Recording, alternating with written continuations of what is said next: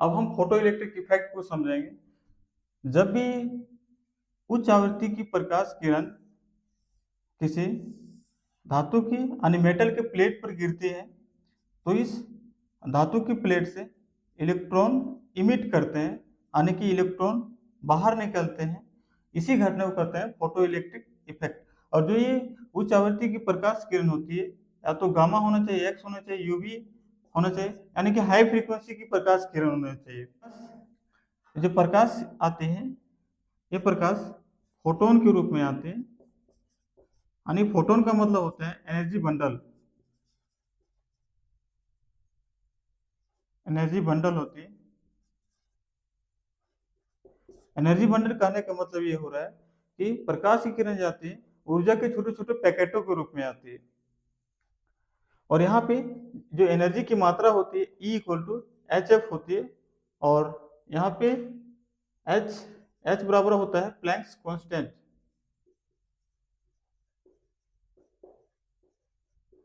यहाँ एच बराबर होती है प्लैंक्स कांस्टेंट और यह बराबर होता है फ्रीक्वेंसी।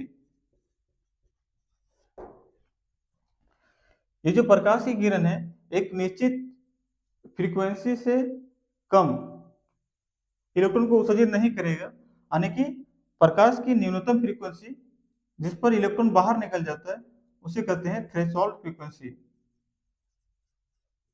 थ्रेशोल्ड फ्रीक्वेंसी यानी कि मिनिमम फ्रीक्वेंसी होता है जिस पर इलेक्ट्रॉन बाहर निकल जाए। और इसी फोटो इलेक्ट्रिक इफेक्ट पर काम के करने के कारण आइंस्टाइन को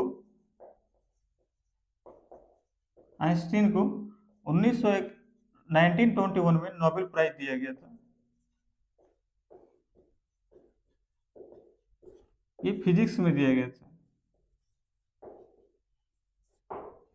और इसी फोटो इलेक्ट्रिक इफेक्ट इसी घटना पर आधारित हम बहुत सारा उपकरण देखते हैं। जैसे में पहला होता है सोलर पैनल। जो हमारे घरों में सोलर पैनल देखते हैं ये फोटो इलेक्ट्रिक इफेक्ट की घटना पर ही आधारित होती है। दूसरा होता है नाइट विजन डिवाइस।